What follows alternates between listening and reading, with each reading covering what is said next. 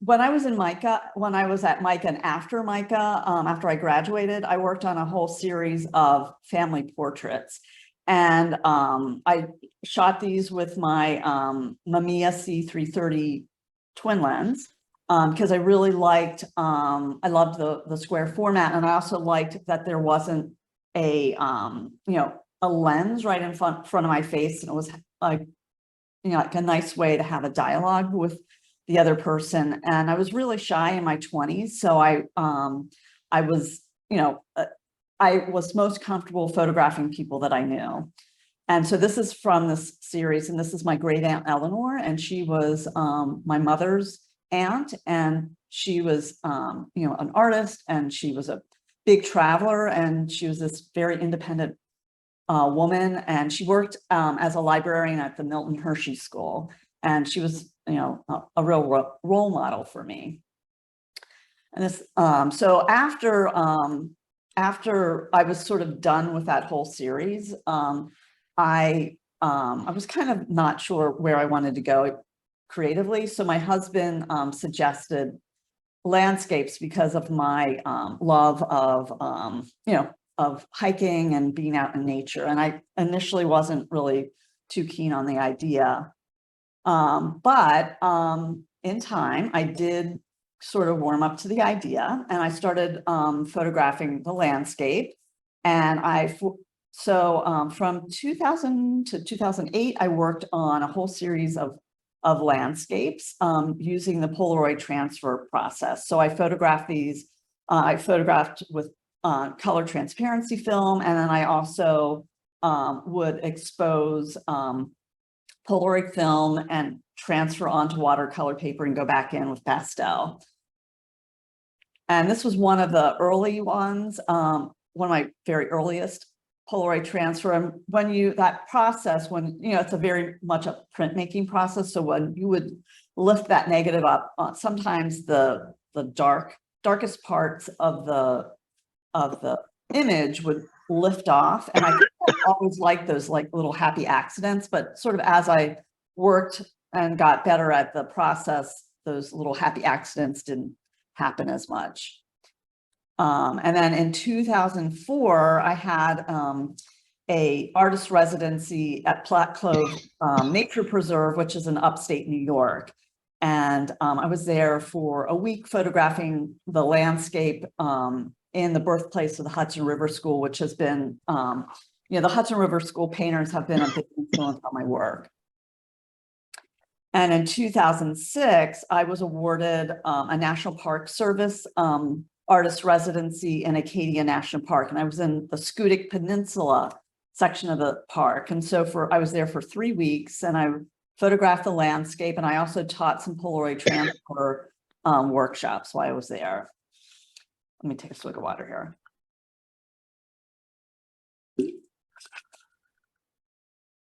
So in 2008, Polaroid, stopped manufacturing their film. And so I wasn't really able to do that process anymore.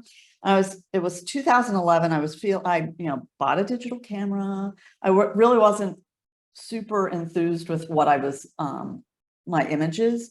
So I decided that I would take, I was going to take a workshop to just sort of get me out of a creative slump. So I looked at the catalog online of the Center for Photography at Woodstock because I love upstate New York, and I saw this workshop called iPhone Artistry, and it was taught by Dan Burkholder.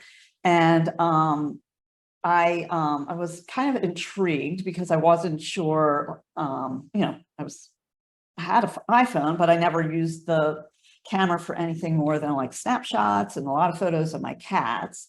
So I looked at Dan's website, and I saw some of this work that he was doing, and it was really intriguing to me because I just was kind of excited about what I was seeing. So I decided to take that workshop, and that just really opened me up creatively. And so right after I took that workshop with Dan, I went to Cornwall, England, and I did not take my camera. My Nikon wasn't was kind of on the fritz. So I ended up shooting a lot of photos with my iPhone. So that trip and this image sort of, I kind of caught on to something. So I was pretty excited about what I was doing.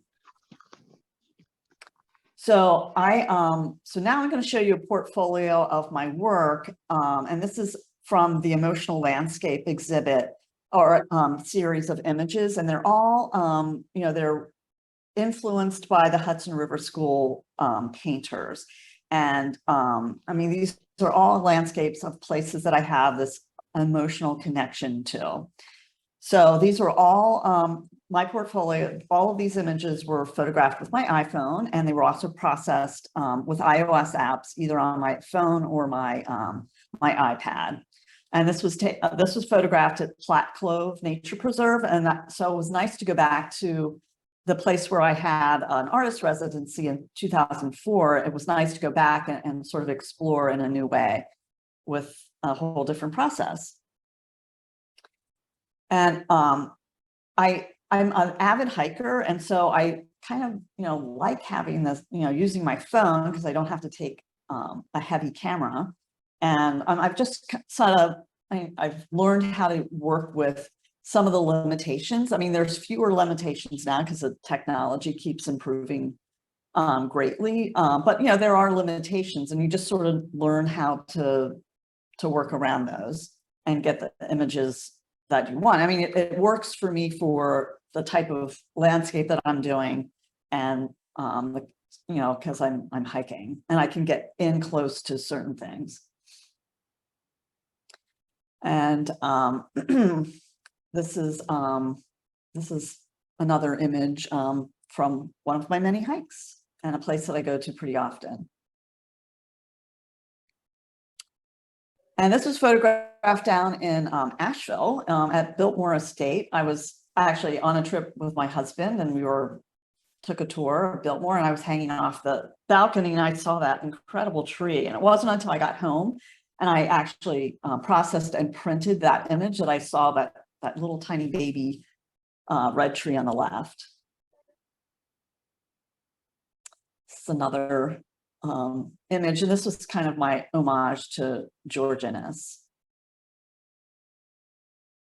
And I do a lot of hiking around Baltimore, so this is right at Gunpowder Falls, the very end of the day. And this is up in, just last week, I was, this is a very new image, I was just hiking up in the Catskills last week in upstate New York. And this is also from that same area, but I took this a number of years ago. The next couple images I'm going to show you are, so there's used to be this incredible iOS app called Auto Stitch. And I used to do these like sort of panos, and I was able to, we're able to, photograph in sections, and Auto Stitch would like stitch the stuff together. And it was so like, oh, it was so great. It was a great app. It was, I loved it. And then Google bought out the developer, and they took Auto Stitch off the market, which I was really kind of bummed about. That's one thing I have learned over the last 11 years that I've been working with iOS apps is don't get too attached, because, in September, when the new operating system comes out, some developers might not decide to upgrade their apps, and sometimes they'll continue to work and sometimes they won't. So this was also I created this using Auto Stitch by stitching together quite a few images together. And these were, I've done prints of these, and these are, pretty big prints. And this was photographed at Adkins Arboretum on the Eastern Shore.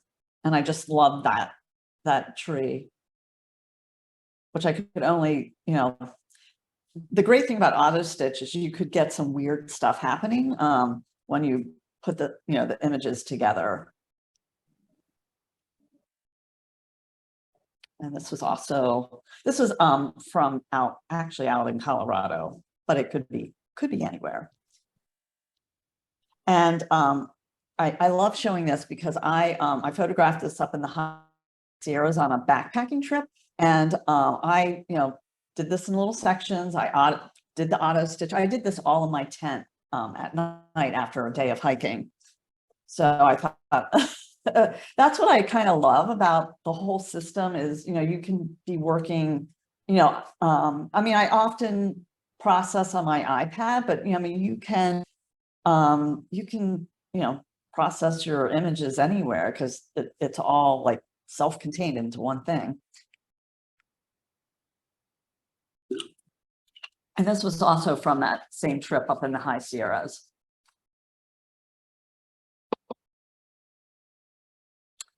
And I love winter is probably my favorite time to photograph a landscape. And the next few slide images are from some winter landscapes from my family's place up in northern Pennsylvania, which I've photographed for the last 30 years. Erin, Yeah. Are you open to asking a couple questions? Yeah, absolutely. Right now? Ask away. Yeah. I know Phyllis has a question. The one that I wanted to ask, if you could go back to that last photo, I just think it's really cool. Like, are you going to be telling us information later about how you processed it to look like it looks like a diorama? If you look at it, the trees in the front look like they're real, but then in the background it looks like a painting. It's like going to the Natural Museum of History and it looks like a diorama. So it just looks like a really cool. And you can wait until you're going to tell us. Yeah, so so toward the end, I'm going to show. I will sort of talk about some of the apps that I use, but as I mentioned before, some apps just get like this. I think I almost always Snapseed is an app that I use pretty frequently. I mean, that probably touches almost every single image that I take because I use that for fine tuning. But some of the like creative post processing, I did this using, I don't know. This is a while ago. So I think one of the apps I used is not available anymore. Actually, both of them. I use Stackables, which I absolutely love. And it still works, but it's no longer available because the developer stopped updating it. I think it's probably one last iOS update from extinction, but it still works. But I am going to go through and sort of give you a list of some of the ones. And I can, and this actually was also, I think I did also process this with Stackables.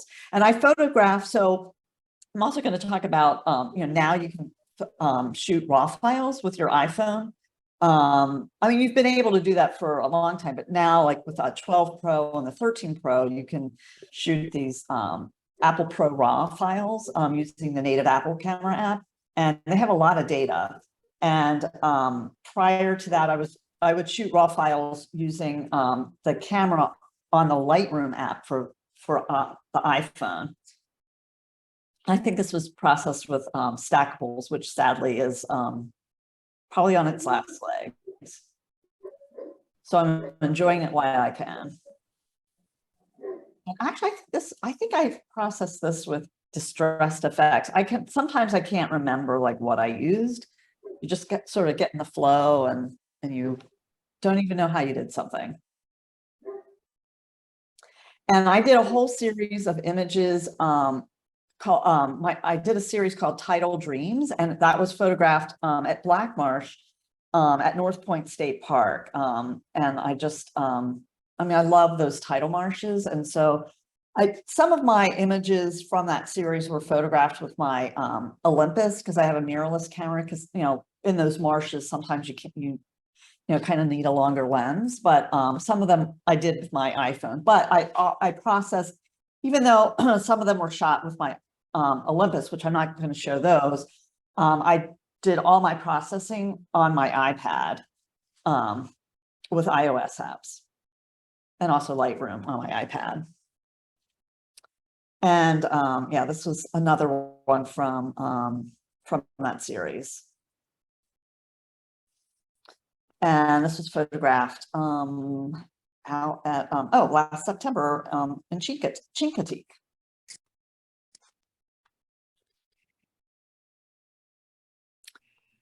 And this was actually photographed at Patterson Park on my way home from a dentist appointment. That's that's a great thing. It's the iPhone is the camera that you have with you, all the time. So, things come up that you want to photograph, and hey, you have actually a very good camera on you. And this is also from Chincoteague. But I just love these tidal marshes. And I think this was also, I think I used a number of different apps in this. I mean, I think I used Nextures, and maybe a little distressed effects. I photographed it I did shot a raw file, I brought it into Lightroom, and then did some other processing. So almost all of my images use like multiple apps. And during the pandemic, lockdown, and I wasn't traveling that much, so I did a lot of urban landscapes. And the phone is great for being inconspicuous for street photography and urban landscapes, because you don't have this like camera like announcing that you're a photographer. So like everybody has a phone, so nobody knows what you're doing. So this was St. Mary's Cemetery in Hamden, which is where I live. And this was at North Point State Park, but in a gritty area. This was where all this construction debris had washed up. And I just love this like tree that's just hanging in there. And this was New York, classic Central Park, and that's the St. Regis Hotel. That's where Diane Arbus grew up, in the St. Regis Hotel. And I photographed this, with my phone, just strolling through Central Park. That was last year, about a year ago. And then on the train ride home, I processed the image and posted it on Instagram. So. And this is another one of my pandemic images. This was photographed in Wyman Park, and that's the University Boulevard Bridge that goes through Wyman Park. And I love this vantage point because it's sort of like a portal into another time and place. So that was my portfolio of work, but I wanted to show you like two other artists. David Ingraham is on Instagram as under Dazed and Confused, and he is based in LA. He's a professional musician, but he's also a photographer, and he has a very distinctive style. He shoots all black and white, and I asked him whether I wanted to share his work, and he was very gracious and let me know like what his work, like what he used for image capture and post-processing. So he does use Hipstamatic a lot, and does a lot of post-processing in Snapseed.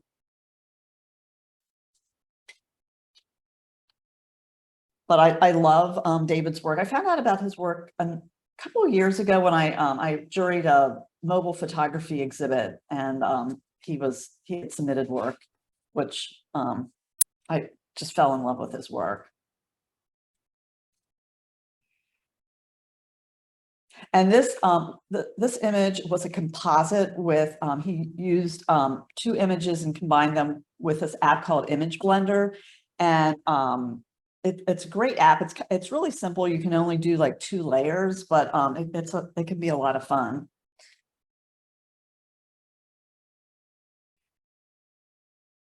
And it says here, you use the native Apple Camera app. And I'm actually I have never used Blackie before, so I should look that up, or it might not even be available anymore, because I think this is an older image of his. This is another one of his Hipstamatic, but he also like does a lot of other processing with Snapseed and a couple other iOS apps. And he has a book out called Lonesome City. And it's a beautifully produced book, beautifully printed. It's about 100 pages. And it's still available. So I highly recommend it. If you like his work, I mean, it's a gorgeous book. So here's one other artist I wanted to show you. This is Diana Nicolette Gian, and she's on Instagram as well under her name. And she sort of shared with me that she doesn't have like a set workflow. It just really changes based on, you know, the project that she's working on. This was she did a series of diptychs, and these were about Hawaii's endangered landscape, you know, endangered because of overdevelopment and tourism. And she's based in Hawaii.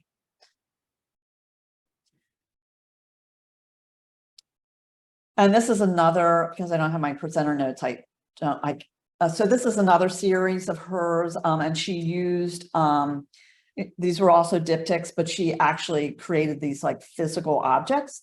These were mounted in an Altoids tin, because she wanted to sort of, you know, that it kind of harkens back to, you know, pre-digital, when people would, you know, keep their photos in, you know, in boxes and everything. So this is her work, just 2 images from this series. But I've seen these in person. They're really, really wonderful. And then this is a series that she did called Legally Blind, and her mother was legally blind, became legally blind when she was 18. So Diana created these images that what she did was she used her phone, but she obscured the lens using different things. So to sort of see the world how her mother sees it through, you know, with where everything's sort of out of focus, but she can see color. So that's this work. So Diana's also, Diana's lately in the last couple of weeks, she's really been getting into doing some AI work. She's been doing a deep dive into Midjourney and creating some like pretty wild images. It's been pretty exciting to see. So if you check out her Instagram, you can see some of her AI Midjourney work that she's doing. So that's sort of like the portfolio. So so these are the images that I use, or the apps that I use for image capture. I use the native Apple camera app. That's probably primarily what I use now, because I can shoot raw images with the native Apple camera app, and then Lightroom. I used to, I mean, when I wanted to shoot raw files prior to my 12 Pro, I would shoot with the camera on the Lightroom app. And these are my, you know, favorite apps for photo editing. Lightroom, of course, and then Snapseed is amazing because it's a Google product.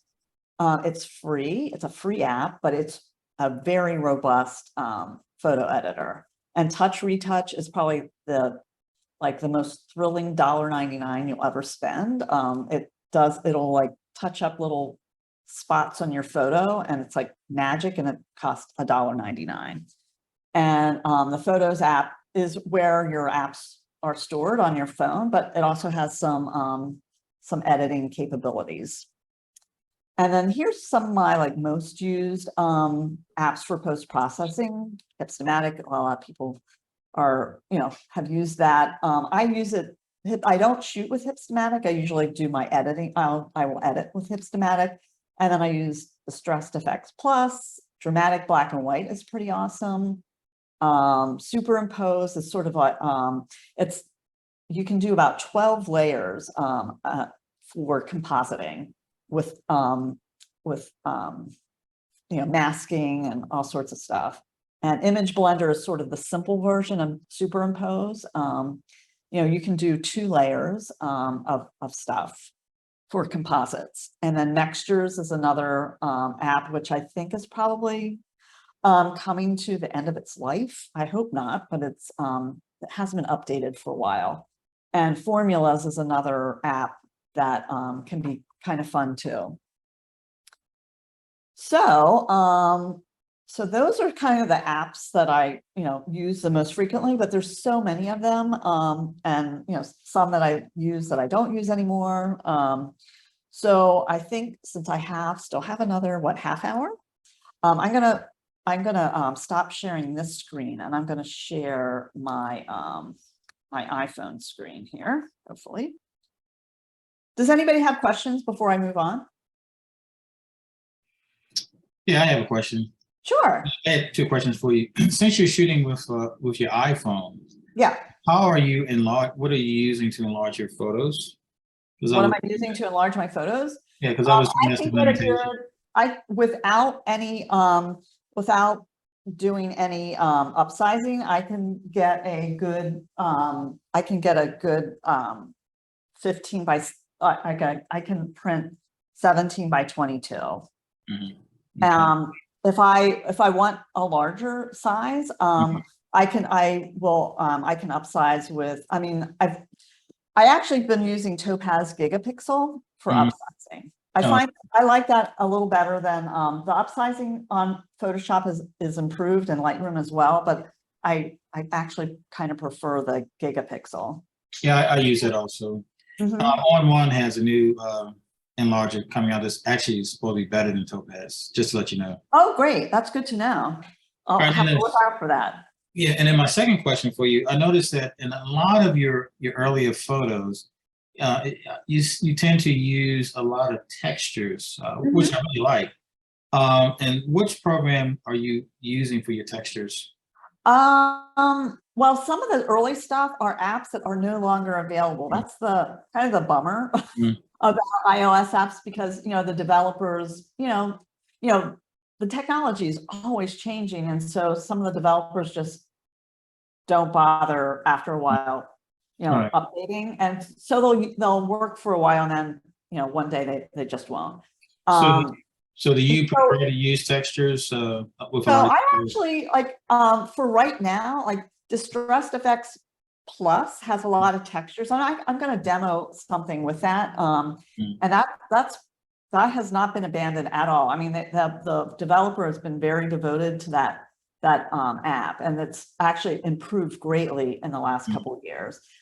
Nextures is I love Nextures, but I'm afraid that I think you can still purchase it. I don't know. I can't remember the last time it was updated, but it still works. It can be a little slow at times, but I mean, yeah, that's another one. Yeah, there were a bunch of Stackables is not available anymore, and I still use that pretty heavily, and that has a lot of textures. Do you have any Topaz textures? You know what? In Distressed Effects, you can actually use your own textures and you can use your own textures with Distressed Effects. Oh, okay. Yeah, and also I love editing on my iPad because I really love editing at night in bed before I go to sleep. And I'd rather do that with an iPad than, Yeah, I got you. Well, so, I love your texture work. It's very nice. well, thanks. But the Photoshop, the iPad version of Photoshop, I've been using as well. But it's only available. I mean, it's for the iPad. It's not. It's a different product than the Photoshop desktop, but I still like it. So some people have been really have not liked it, but I'm okay with it. I mean, it's just a different product. Okay. Well, thank you for your information. Appreciate it. Oh, Love you're welcome. texture work. Well, thanks. Karen, beautiful photos, but I'm curious, you've got a Lightroom on the phone. Do you ever process your photos on a small screen of the phone? I will say that I normally process on my iPad, and I have an iPad Pro, so it's a bigger one. I mean, it's that's as I said before, I love processing my images on my iPad while laying in bed before I go to sleep. The larger screen, but also I tried to take a few photos in RAW on my iPhone, and I don't see the image. All right, well, I'm going to show you. So I'm going to switch over to my phone, and I can address some of those things. Thanks. So I'm going to While yeah. you're adjusting that, Karen, there's one comment from Michael Washington here. He said something about stackable still available somewhere. Michael, did you want to say a question? Talk about that? Exactly. Oh, is it still available? I thought it was off it's been off for a while. But if it's resurrected, let me know. Well, no, it's just that I've had it on my phone and it's still there and it's still working. Yes, it still works. I don't just know. went, Although the availability is another issue. I just went don't to know for the, how long. I just went to the iTunes store, sorry, and looked for it, and I couldn't find it there. Yeah, it hasn't been on the market for a while. The developer, I mean, it's great. I love that app. It's probably one of my all-time favorite apps, but I use it a it lot will too. not work. I mean, eventually it's not going to work, which is a bummer. But hey, we just move on to other things. So somebody asked about the shooting RAW on your native Apple camera app. One thing that you want to check though is on your settings for your phone. If you scroll down here, you scroll down to my camera, and under formats. Now, if you have a 12 Pro or 13 Pro, you can turn on, you need to turn on your settings under format, you need to turn Apple Pro RAW on so that it's available to you. Oh, I see. Thank you. Yeah, so if you don't turn that on, then you're not going to see it. But so that's where you would turn it on. And so when you do, then you're going to have that option in your when you open up the native Apple camera app. There's a couple other things like here. I always like to have my grid on because, you know, I like that for composition. Under preserve settings, here's some things that you might want to also, if you want to have Apple Pro RAW as your default, then you would turn that on here. Sometimes I turn it off if I'm just gonna like be going to the grocery store and have to, you know, photograph something that I, or, you know, my cats. I'm not going to shoot a RAW photo for that. But I, you know, have that turned on because, you know, normally, you know, if I'm going to be like out shooting for serious, then I'll have that turned on. Night mode is pretty cool, is great if you have this turned on. You know, if you're out, you know, the night mode will kick in, but you have to turn it on here. Here's this other, here, somebody mentioned the live photo. So live photo, this is so anti-intuitive, but I have this turned on so it doesn't default to live photo. So if you find that your phone is defaulting to live photo, go back into settings and turn this on, and it won't default to live photo.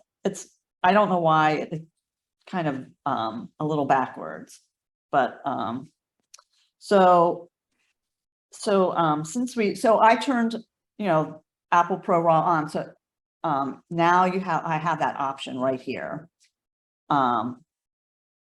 There's one other thing that I wanted to show you in settings. Let's see here. Exposure adjustment, turning this on, and it might not be available on previous to a 12 Pro. I can't remember, but if you turn that on, when you're in your Apple native camera app, right here, if you tap on that, you can make, you know, you can adjust your, you know, the exposure manually. And you can also do that by, you know, sliding up and down on your screen as well. And then if you want, I mean, you can, you know, you tap to focus, but you can also lock in your focus by, you know, pressing and holding. And then, you know, which comes in handy, like here, I'm, you know, focusing on here. And so my my foreground is out of focus now. Let's see, to access your aspect ratio, you can tap on this caret right here. And so, you know, the Pro camera, you have the 16:9, which is kind of nice. And then your standard 4:3 and the square. Whoops, thanks. Here, these are the three lenses, the ultra wide, the wide, which is the regular, and then the telephoto.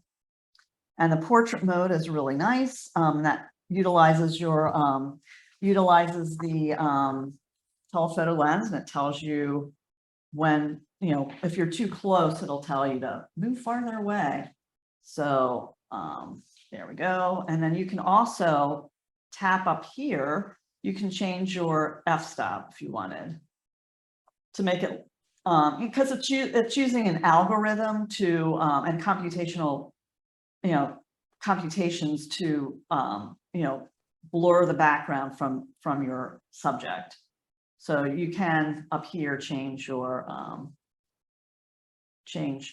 f-stop. And then you can also change your lighting modes in here with the studio lighting modes in portrait. So that's you know, that's, I just want to make sure that I'm out of time here. So that's just some some things about the native Apple Camera app.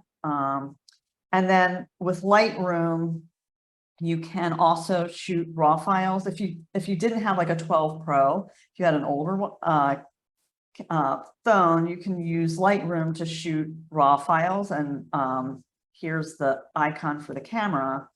And you can, up here at the top is where you can change your file format. And I have it on DNG. So that's, you can also, there's some great, you can show your highlight clippings and up here by turning that on. Got that on now. Yep, I got my highlight clippings on, and you can change, you know, do your grid as well. So you can you know, shoot automatic. There's also Pro mode where you can select your ISO and your exposure time. You can also do long exposures with handheld with the Lightroom camera. So oops. So I can so I'm gonna, how much time do I have here? 10 minutes? Oh, till 9:30. Oh, good. All right. Okay. All right. I feel better now. I was like, oh my God. So any questions so far? Sorry, I was like, I thought I only had 10 more minutes, so I was like kind of rushing here. So so if you shoot, so let's say I shot something in you know, with the native Apple Camera app as a raw file. I can bring it into Lightroom by going here to this little icon, whoops, this little icon here, and then I can get this from, I want to add from my camera roll. And so I'm gonna pick something. So I can, you know, find an image here that let's find something that I haven't already loaded in. There we go. So I'm going to add this. So it should be here now. So I'm going to go to recently added. So here is this photo. So now I can like start processing in Lightroom. You know, I usually start with auto first and then just start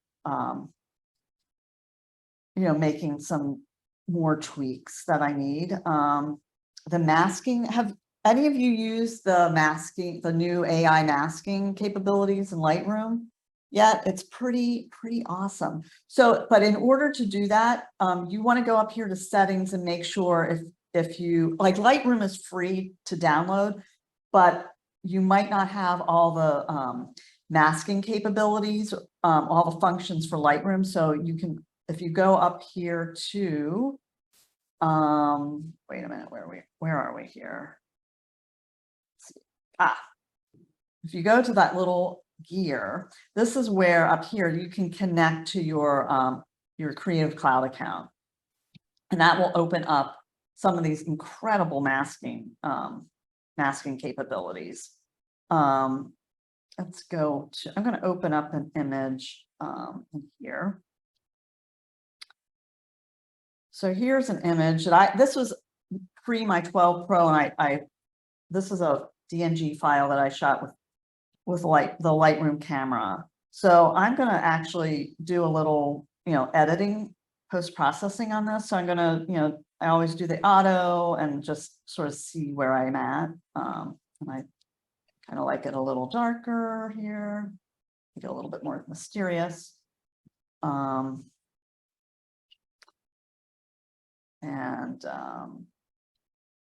Yeah, that's going to be fine for right now. What I really want to show you is this masking.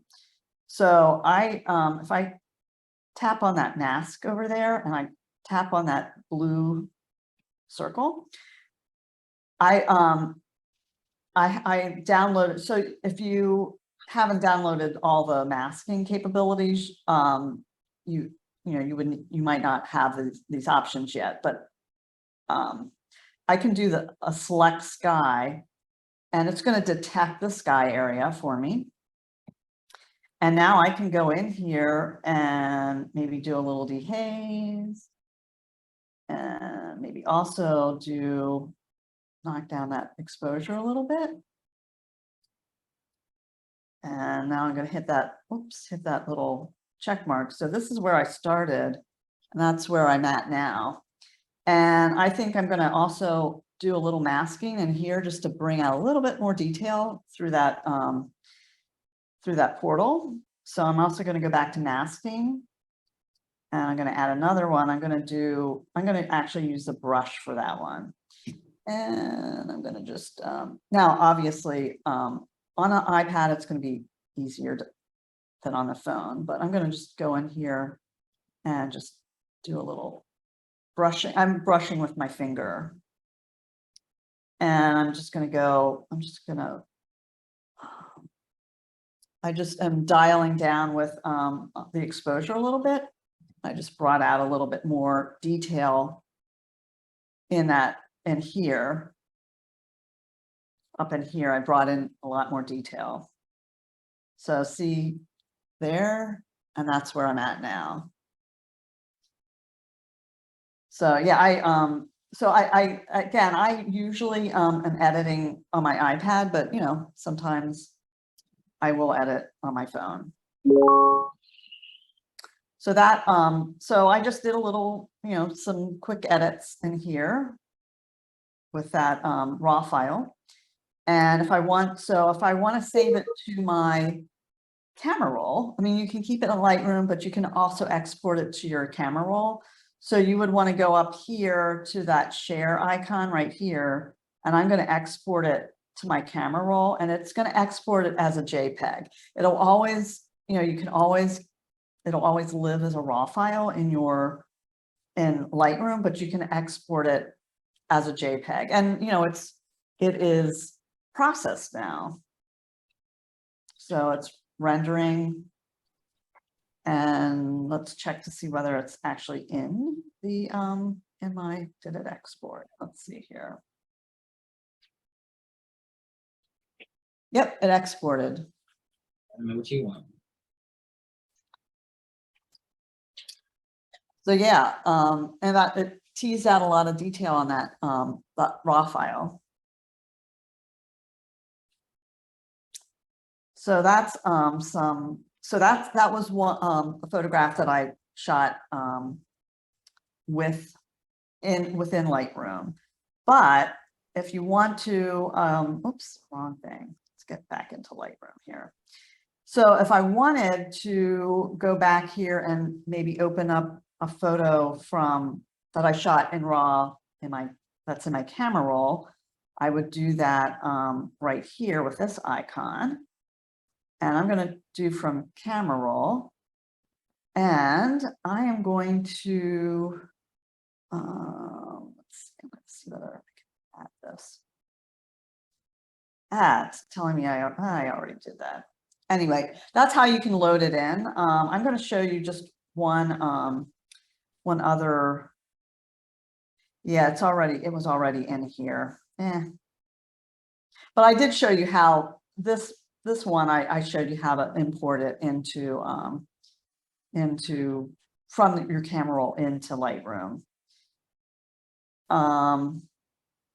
So that's sort of, do you have any questions about getting photos into Lightroom or exporting or any of the, this is just a quick demo, so sorry it's so quick.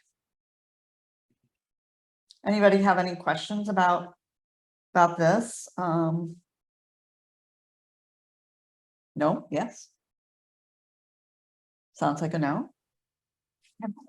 Okay, I'm going to take, you're all very well versed with Lightroom, so. Since we're all well versed with Lightroom, I'm going to actually, the other app that I really love for photo editing is Snapseed. It's a great app and it's absolutely free.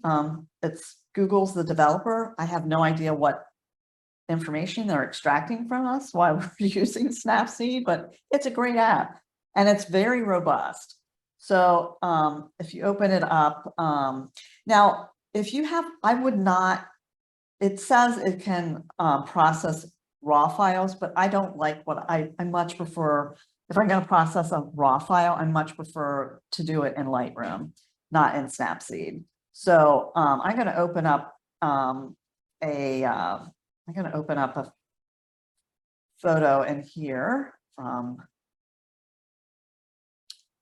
just to show you some basic stuff in Snapseed. So I'm going to open up this image right here. And I'm going to go to the tools, and Tune Image is probably what that's probably what you're going to use the most. And it has a interface where if you take your finger and slide up and down, here's all the options that you get. So I'm going to open up these shadow areas because try to get a little bit more detail out in there. So I'm just actually swiping. You can either swipe left or right with your finger. So I'm going to just swipe a little bit to my right and open up those shadow areas. And this is a JPEG, not a DNG. I might actually add a little warmth, make it a little warmer. I might also maybe just a wee bit more saturation, not a lot.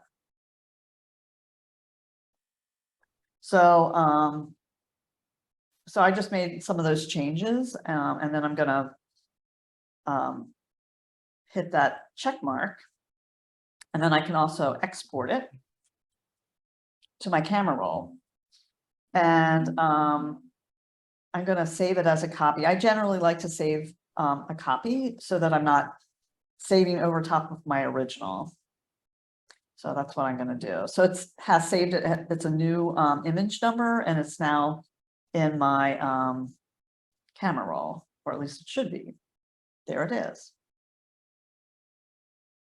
Let me get back into Snapseed. There's there's another. I'm going to open up another image that I like to demo for. Let's see. Let's find this. There's this one editing tool called Ambiance, which I think is hilarious. So it's great for like kind of muddy images. Like this has a lot of like muddy midtones. So if I open up tools and I go to Tune Image, this Ambiance sort of like opens up some of those midtones and just like kind of gets a little bit more of a range in there. So I'm pressing on my screen and there's, before and after. So I love ambiance. I mean, who doesn't? So that's another nice part of a tool that's a part of the tune image. But there's a lot of other, there's a lot of stuff in here.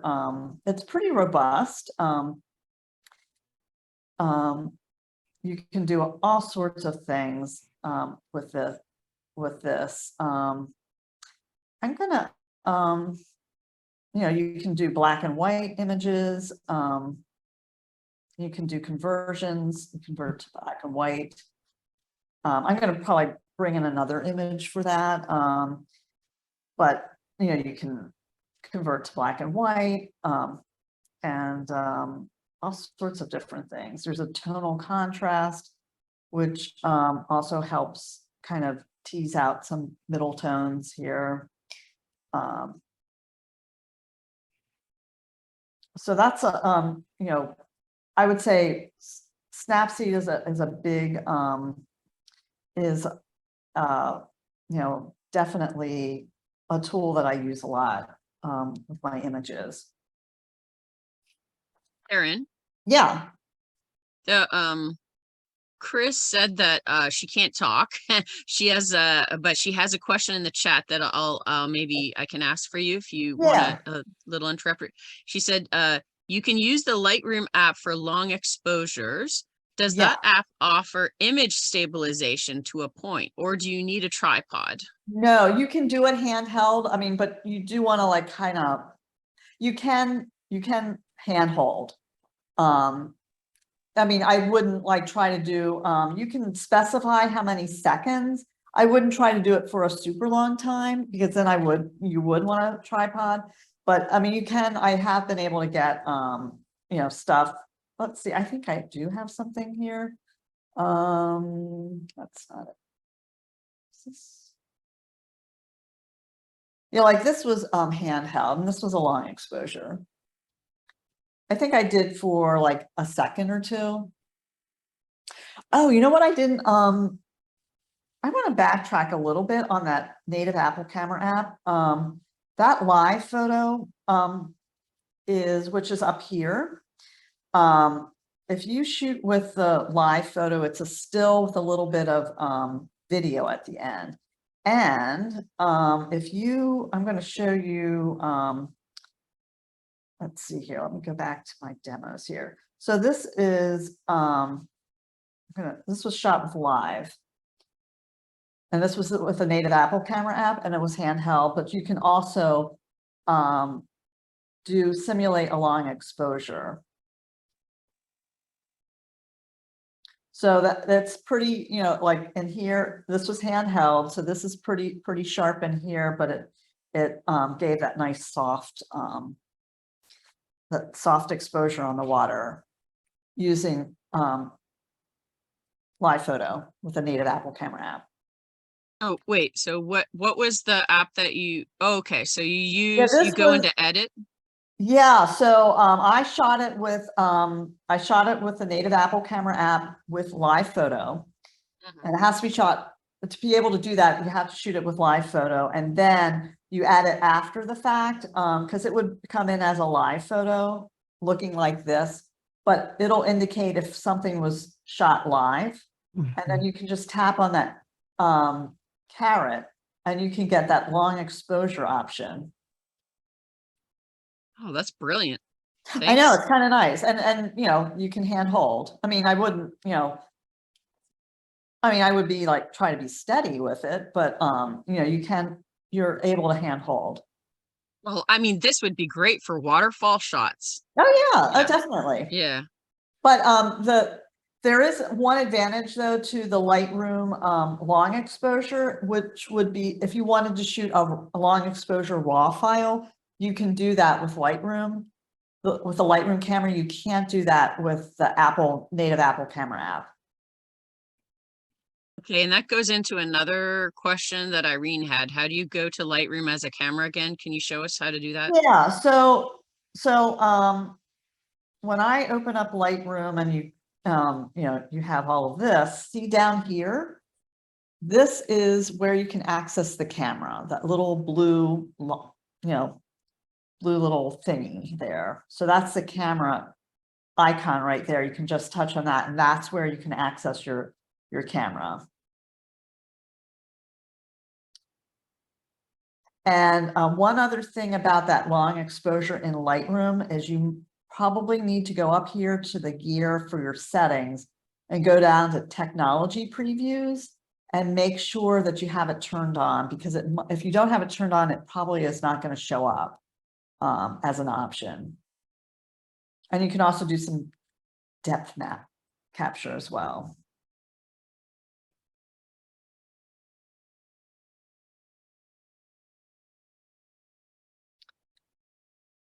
So let me take a swig of water.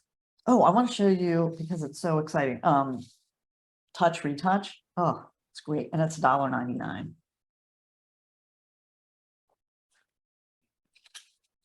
It's great for retouching. So I'll show you. This is like the Reader's Digest demos. So I apologize.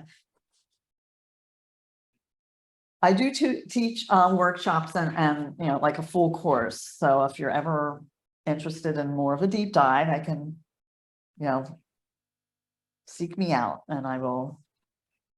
All right, so let's go. I'm going to show you photo editing. Touch Retouch is right here, and it is a retouching app. So I'm actually going to sometimes I'm going to actually find that image first that I want to retouch. Here we go. Here's my fade. So I'm going to do this. I'm going to actually copy this image. And I'm going to bring it into Touch Retouch. And since I copied that image, I now have the option to paste the image. So it's in here. And this little Wren house right here, I'm gonna get rid of. So I'm gonna use here are the tools. So I'm gonna use the object removal tool, and there's a brush option. There's also a lasso. I'll try the brush, or why not? And you can change the size of it. All right, so I'm going to now just like go in here and brush that in, and it's using it's going to fill in that with like pixels that it sees around here.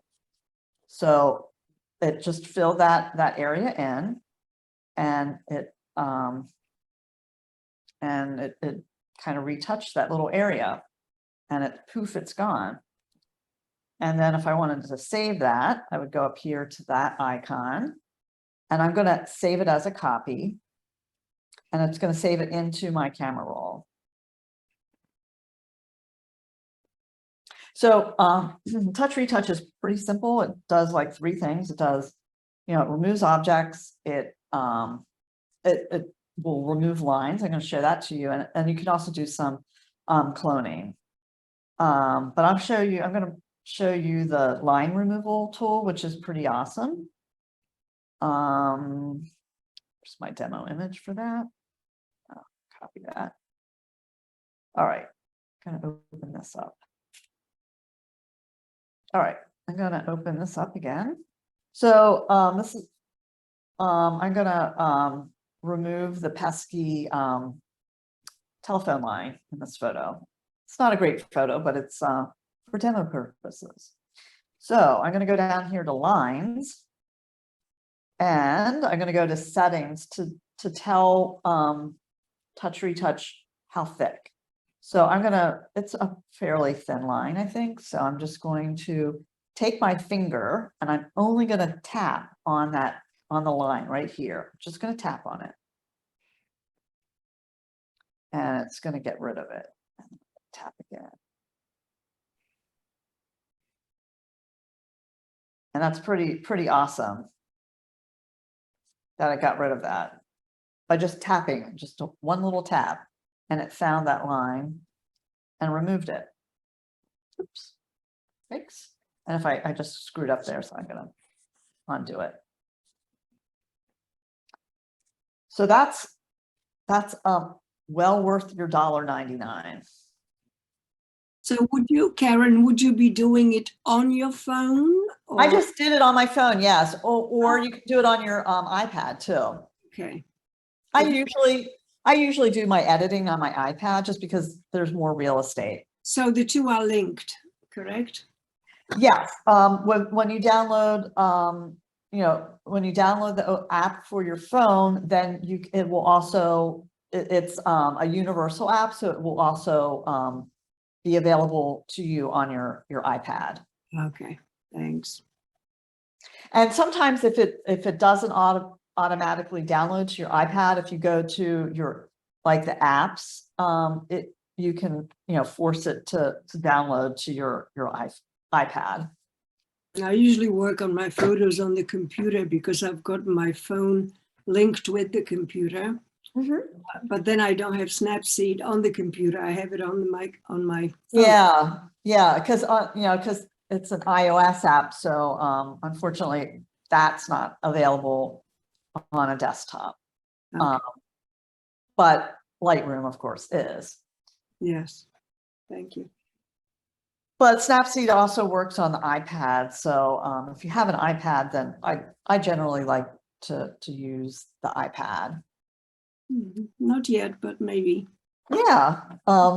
So I'm gonna actually, I want to show you, like, we have 15 more minutes, so I'm going to show you another fun app. It's a textured app. It's called Distressed Effects, and I'm gonna fire that up. All right. So there's two versions of Distressed Effects. If you want to just like test it out for cheap, then you can test out Distressed Effects. It doesn't have all the options that Distressed Effects Plus does. Distressed Effects Plus has lots of options. It's also $9.99. So, it's more expensive than some of the other apps, but for, it has some masking capabilities and some other capabilities that are kind of nice. So I like it. So I'm going to open this up. Oh, not today. So I also prefer this on the iPad. I almost prefer all editing apps on the iPad, but I can work on it on the iPhone. So I'm going to open up an image in here. Oh, actually, before I do, it's an image that I want to like touch up a few things. So this is going to be my sort of my workflow image. So I'm going to open up. This image that I'm going to ultimately get into Distressed Effects and work on. But this is the image that I'm going to work on. It was a very like cloudy early morning at Olana, which is in upstate New York. This is Frederick Church's estate. So I'm going to actually, I'm just going to copy this and I'm going to open it up there's some details that I want to get rid of in Touch Retouch. So I'm going to open it up in Touch Retouch. And if I get in here, there's like some little signs and stuff that I want to kind of get rid of because they're kind of distracting. So I'm just going to use that. Just go poof. Oops, that's not it. All right, got rid of that. All right, that. Poof. All right. We're good. So I got rid of the like little distracting thing. So now I'm gonna save it as a copy. It's gonna go into my camera roll. Now I'm gonna just do a little finessing in Snapseed. And so I'm gonna open this up. I'm gonna open up my latest image because it's in there. So it brought it in from the camera roll. And I'm gonna just try to give it a little bit of life before I bring it into distressed effects, because I usually will like kind of do some tweaking, some preliminary editing in either Lightroom or Snapseed before I bring it into like an app like Distressed Effects. So I'm actually going to use that. I'm going to use Tune Image. I'm going to use that ambiance again. Just get a little bit more in there. Kind of teased out some of those midtones.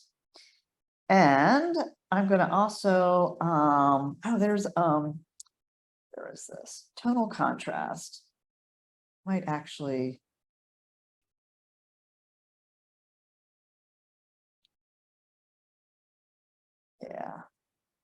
Yeah, I got it kind of teased out a little bit more midtones as well. So this is what it looked like before, and this is after. So I'm kind of okay with the way it is right now. So I'm going to export this, and I'm going to save it as a copy because it won't save over top of my.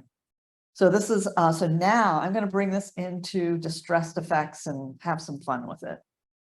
So I'm going to open up Distressed Effects Plus. I'm going to go up here to that little icon, and I'm going to choose my picture.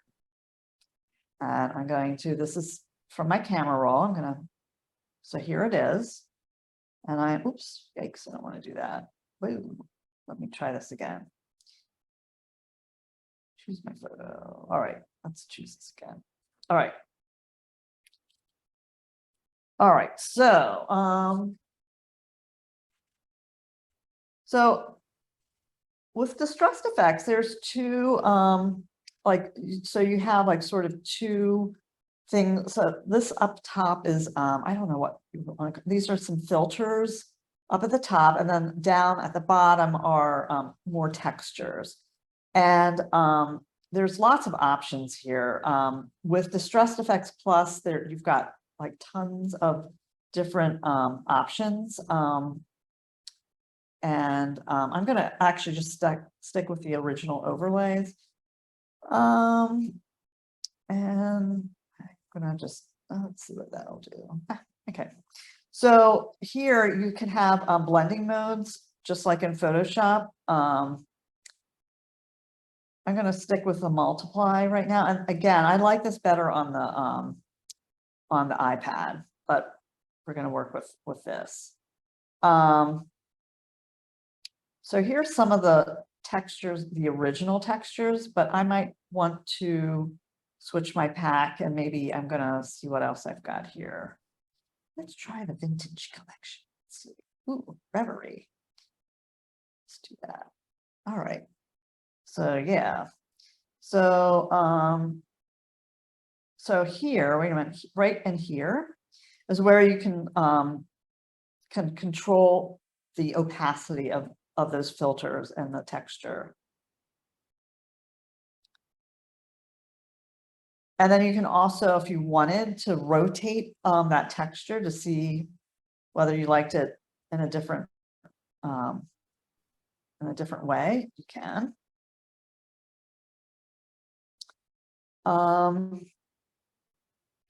So here you can also control like your contrast and how light or dark, and the saturation.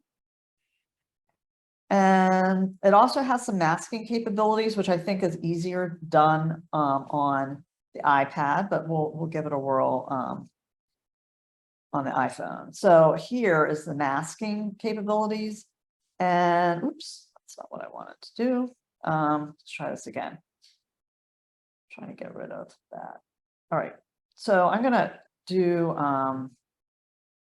the mask right here, and I'm gonna just I want to not have that Reverie down in here, so I'm gonna just like sort of rub my finger and brush in this mask. And you can control, and I can control the opacity. So that way I don't have as much as of that Reverie, this texture up in here, getting down into here. So you can also like, you only have like, you can only do 2 layers. So if I wanted to like layer on top of this, I could press and hold and flatten this image, and then I could like add on if I wanted. So like maybe I want to add this like vignette on the back, on the outside. And I don't know, maybe I want to try another texture. Who knows? Let's see. Just gonna go with it here. Let's see what we've got in here.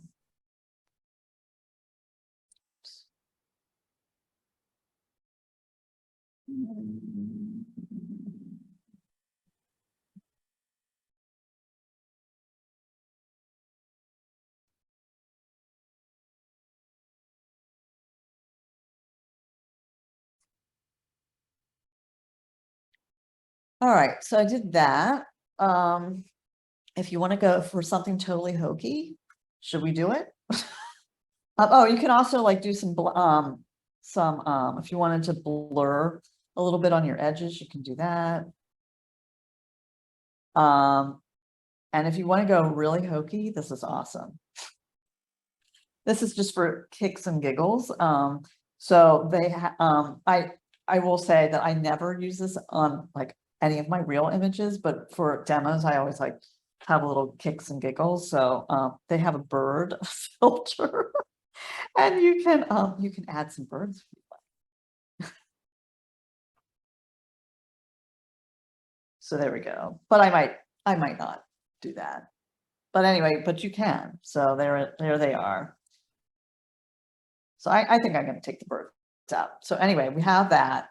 So let's say I'm perfectly okay with it. I might actually, I'm going to export it. And then I might bring it back into Snapseed just to like do a little like, just do a little final touches on it. So I'm going to, this is the icon up here for exporting. So I'm going to export it. And it also, do you want to share it on Instagram? No, I don't. So I've just, it should be in my camera roll now. Let's see, yes. And now I'm gonna, wait a minute, hold on. I hate that, let's see whether I can get rid of that blur thing, maybe not. All right, I just got rid of the blur. I don't like the blur. Okay. I'm gonna save it.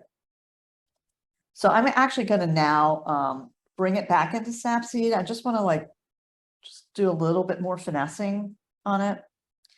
It's here. So I think I'm going to just use that ambiance a little bit, just to tease out a little bit. I might try that tonal, no, tonal contrast on that. I'm going to go into these details, and there's structure, which also kind of gives you a little bit more, kind of sometimes teases out the tonal range a little bit, and the sharpening, it'll just like sharpen up those textures just a little bit. And let's see, maybe I will lighten it up ever so slightly. There we go. All right, so this is what it looked like before and after. So just little subtle things, but I think I'm good. I think I'm good with it. So I'm going to export this. I'm going to save it as a copy. And voila. There it is. Whoops. There's my final image. There we are. So any questions? That was really great to show us your process there.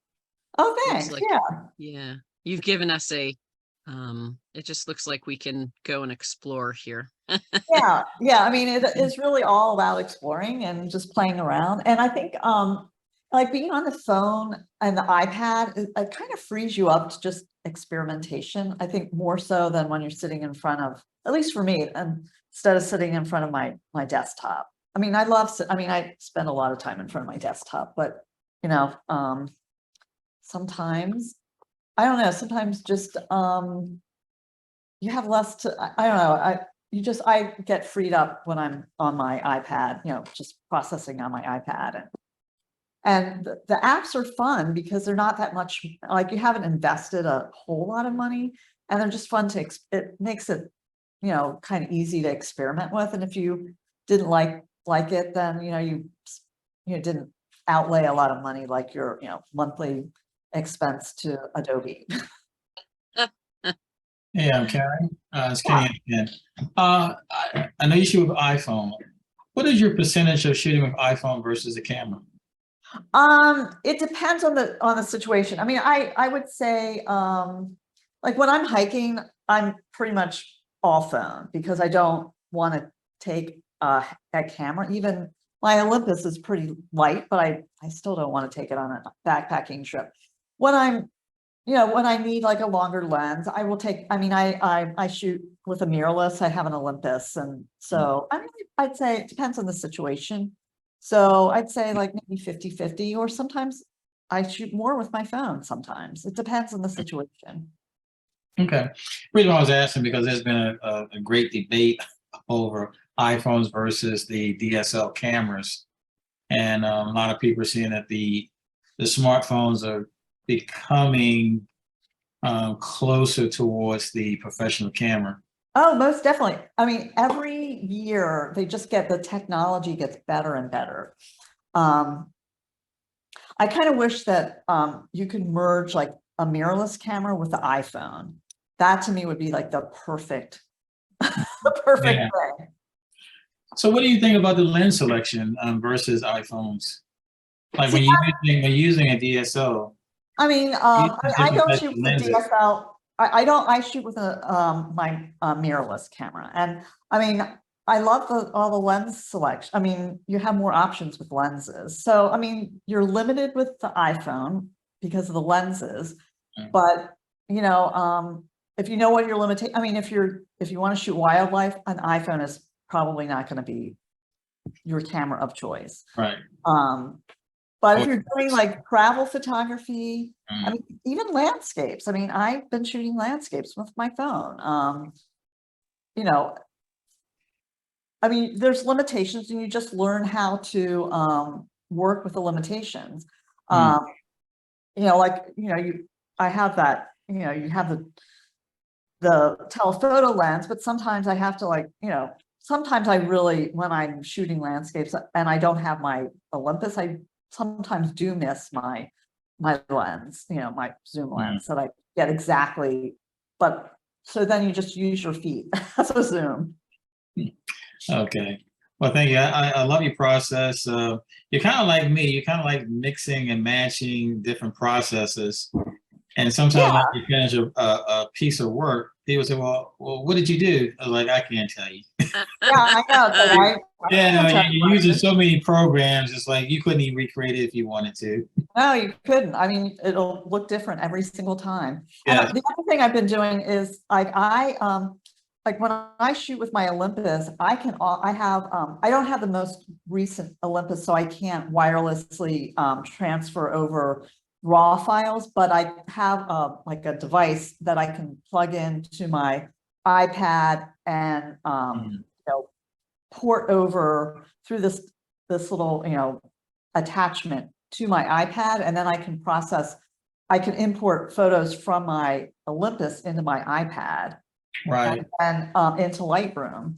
And then I can do all my processing and use some of those fun iOS apps on images that I shot with my Olympus. That's interesting because I shoot mirrorless too. I shoot with the Sony A7 IV, Mhm.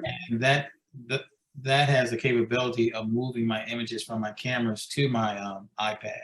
Yeah, and then you could use iOS app that, like if you wanted to just play around with some of the fun iOS apps, you could It's with your interesting. images. I'm going to explore that. Yeah. What do you use for close-ups, like for flowers? Can you do it with your iPhone or Well, anything? if you can get close enough, yeah. Actually, the Don't always 13 focus. Pro, The 13 Pro has a macro lens. Okay. It does. And I don't have the 13 Pro. I have a 12 Pro. I have the 13 Pro, and it does do macro. Okay, good. That's good to know. Christmas. Yeah. Christmas is coming. Yeah. Okay.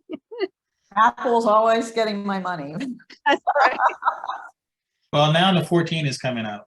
Yes, well, that's I will be definitely getting the 14. Mhm. And the new Good. iOS the new operating system comes out in September, which is next month. Mhm. So it'll be interesting to see what changes there are. So you didn't talk about street photography a lot, but I think that what you were talking about in terms of blending in using an iPhone Well, might make it a lot easier. oh Did yeah. you, yeah, for that, and then for processing, if we want to do black and white to get similar to silver effects, is there something similar on Snapseed or? Yeah, Snapseed, yes, there's a black and white converter and Snapseed. There's also an app that I didn't have time to show you. It's called Dramatic Black and White. That's a really nice one too. So Dramatic black and white. it's called Dramatic Okay. Black and White. Unfortunately I don't have time to demo that, but it's a really awesome app for black and white conversion. And you can add some like interesting spotlighting. Yeah, it's pretty fun. You can kind of like move the light around. It's pretty cool. Cool. Seems Thank like you. the iPhone, the HDR or whatever works really well. There's things Yeah. I shoot with the iPhone that I can't get my regular camera to get without a lot of trouble. I know I know. I find that yes. So I always turn I have a smart HDR turned on my settings, and then it works behind the scenes. Right. It's great. Yeah, I definitely agree. Sometimes, and then when you're shooting raw, then with that smart HDR, and the technology is pretty amazing, and it gets improved every year. Right. A lot of companies are moving to AI technology. Mhm. That's been very helpful in getting all these new technologies and programs for cameras and also for the smartphones. Oh yeah, I think it's an exciting time. Mhm. Absolutely. Scott, do you have a question? You took your mic off there. Yeah, when I bought a phone last time, I got the iPhone 13 mini on purpose after looking at a lot of different things. It doesn't have the RAW, but it's a lot smaller. Yeah, And since I use a small camera also, like either the GR or the X Pro 2, I just decided it fit it gave me a different tool that wasn't large. But there are a few things missing, and then they also have the regular iPhone too. So Yeah. Apple really does have a lot of different, like the price range, because the Pro it's more expensive, but it's also just heavy. So I just Yeah. it feels pretty heavy. Oh yeah, I mean, It's very nice though, and especially if you're using only that would be the deal for me. Then I would definitely get a Pro if that was the only thing I was using. getting back to the street photography, David Abraham, the portfolio that I showed you, he loves his phone because he does all street photography, and he says nobody knows, what he's doing. Karen, some people Yeah. think that Samsung takes a lot better pictures that are a lot better than iPhones.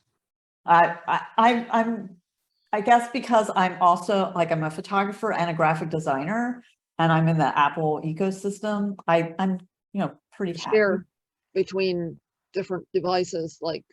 That's why I picked the iPhone, because I can go to the iPad or I can go to my iMac and it's all Yeah, I mean, together. I've been happy. So I mean, I was happy with my iPhone 4 like 11 years ago. So Well, a friend of mine, she has Samsung, and we were shooting the same event. And I think with the iPhone 13 Pro, mhm, I shot that phone. The photos came out better than the iPhone. yeah. And we were shooting the same subject, same event. Mhm. It's that the new technology and for the pro level is just entirely different. Yeah. It's better. Yeah, the Pro. Especially the video. In the video, you can't even match that. Yeah. I'm When I- looking forward to my new, my 14 Pro. The phones are getting so good now too, though, right? The Samsung, I mean, it might be better, but is it that, I mean, some people are just fans of that. So they just like, Yeah, some people in my family use Android and they won't use the iPhone. So Yeah. and that's okay. Shoot what you have in your hand, right? Exactly. Yep. when I teach classes, when I do my workshops, lots of times I'll have the cell phone with me and I'll give people ideas of what to shoot by taking a cell phone picture, then showing them to them, and it gives them inspiration. So that works really well. Oh, yeah. It's an amazing creative tool. And that's all, that's what it is. I mean, that's,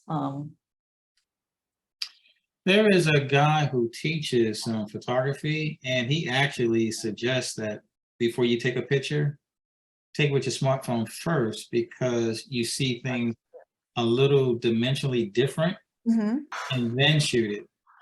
And for some reason, he says that the way that the pictures come through for the smartphones actually gives you a better way of photographing when you have your cameras. He had a video on YouTube. He's a photography teacher. Yeah. Well, and also, actually, it's a much bigger viewfinder, Yeah. because you can really see it's a little easier to see your composition on the phone sometimes than if you're looking through your viewfinder or even, the live view. Mhm. I use this sometimes just to test out whether I like this view or that view or whatever else, and then I'll pick up the camera but I'll use it to evaluate what the best angle is. Yeah. So that's kind of like what the guy's doing. I has something to say. Oh, go ahead. Sorry. one app that I really was always very excited about was the Hipstamatic Classic. When it first came out, that is just, I love Hipstamatic, but they messed with it. Now they got like this. It's kind of a fancy one, and I just can't. I don't know. I'm like, I'll just use the camera app. Like it loses its I don't know, magic for me. I Yeah. really like the old one. I did too, but I mean, I will say that, if I use it more for editing, like after the fact. I actually never shoot with the Hipstamatic app anymore. I mean, I Okay. did maybe 11 years ago when I first got my iPhone 4, but I haven't for a while. But it just restricts you so much. Like I know the more restricted I am and the less gear I have, the better I do. It tends to be. Yeah. So should I Anybody check else? some of the chat? Are there any questions? Well, Jim, did you want to read any? I mean, there's some kudos. Some people had to leave, but they're saying excellent and informative presentation, great presentation, amazing. So I think you blew our minds a little about some of the things that you can do with the phone. I have one question, Karen. Would you use the pen tool with your iPad versus your fingers? Yes, I do sometimes use a pencil. Yeah, because I use a Wacom tablet, and that's the only thing I added on. Mhm. I'm thinking about upgrading my my iPad to the to iPad Pro with Yep, with the pen tool. I think it's a little bit more precise. it is.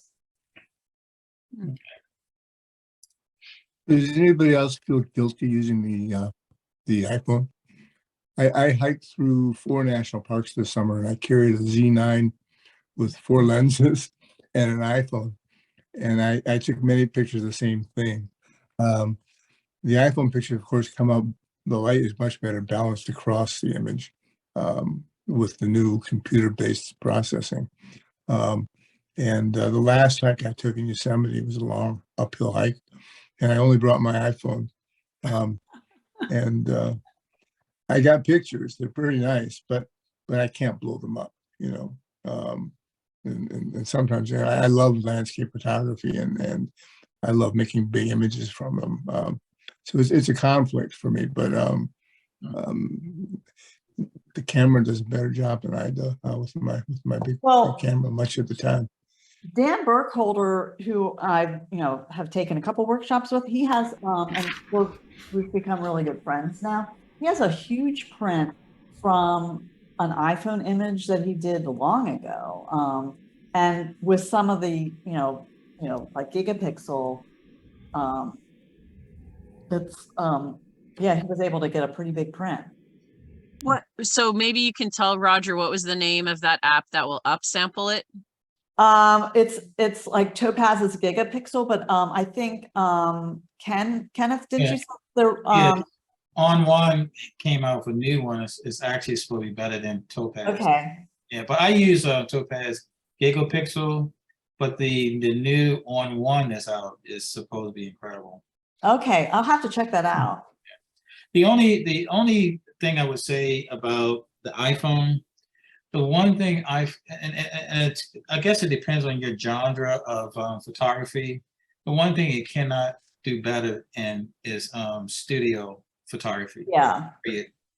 I mean, you can't get any kind of studio photography with the iPhone, none, because you're using lighting, you're shaping stuff with lights and stuff like that, and the iPhone is pretty much going to be a flat image. So that's the one thing I don't think you can even touch. Yeah. Video lighting iPhone. And then also wildlife photography, you can't. Right, sports. Yeah, And sports. macro photography, there's nothing like a camera for macro. For Well, photos of tiny things. Well, the iPhone 13 now. has the macro, but I'm just saying that you have to be very careful in the genres that you work in, because the iPhone is not going to do everything for you. No. yeah. You use the right tool for the, you Good job. the right tool for the right, for the job. No, the real camera is never going to go away. I mean, No, it's not at all. it's so much better overall. I agree. So many. It allows you to control the image much more than the phone allows you to control the image. Yeah. Start doing retinal implants in about 100 years.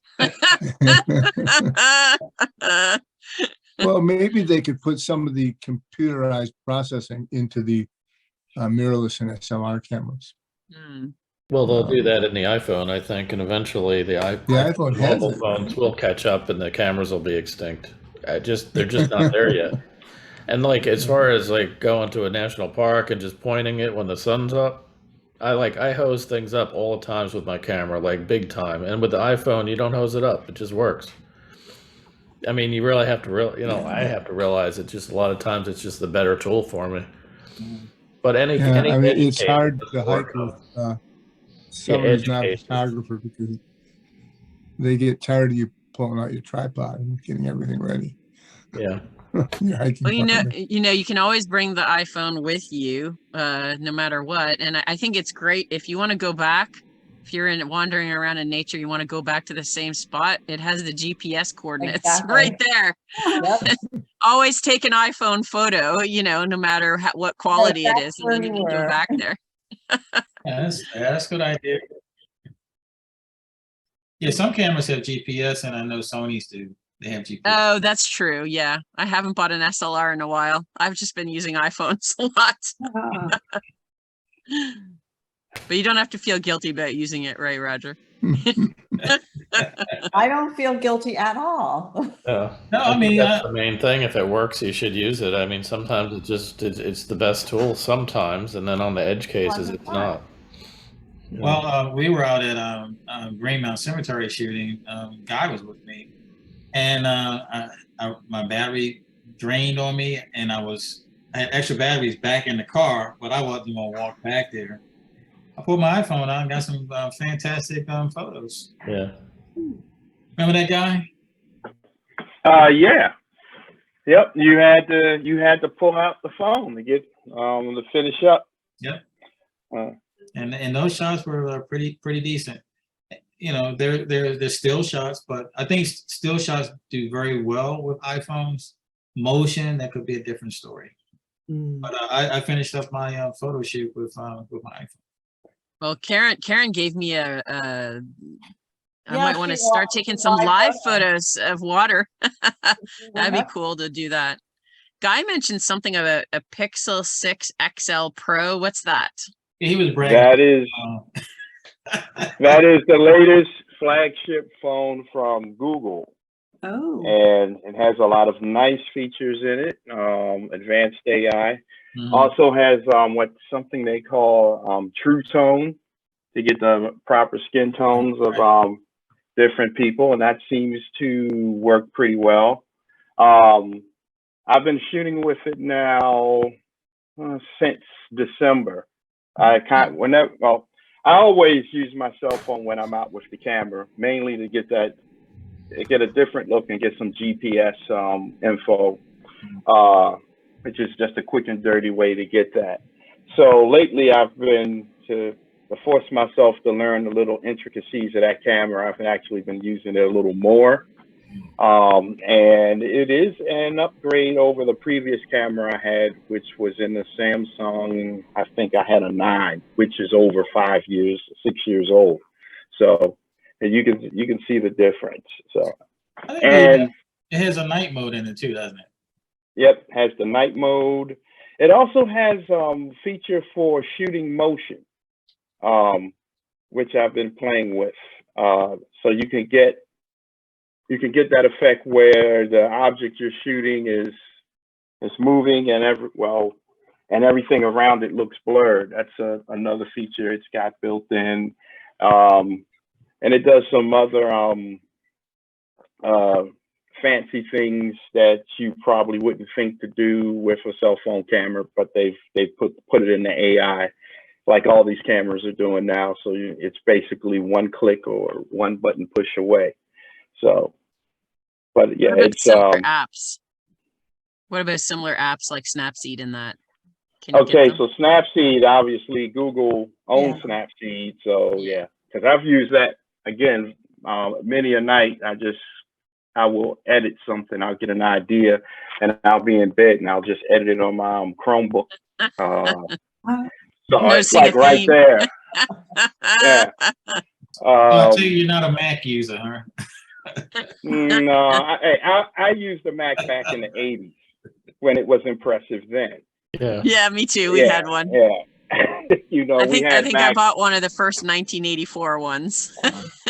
Yeah, I was testing Macs out for the State Department of Education back in the late '80s.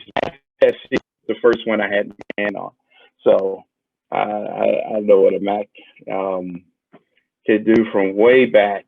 But the rest of the world is pretty much caught up in a lot of ways. So it's like how you want to spend your money. You could get a couple of more lenses and use a PC, or you could be like me and build your PC. And save the difference to get a couple of more lenses on the camera. That's the way I see it. And speaking of cost, right now on the XL Pro, it's a few $100s cheaper than the top end. I think the iPhone 13, what is it, the XLR, the real Pro one. Yeah. I think that's like $1,400, and at least until the 14 comes out, then that'll probably come down. So, it depends on what you want to do.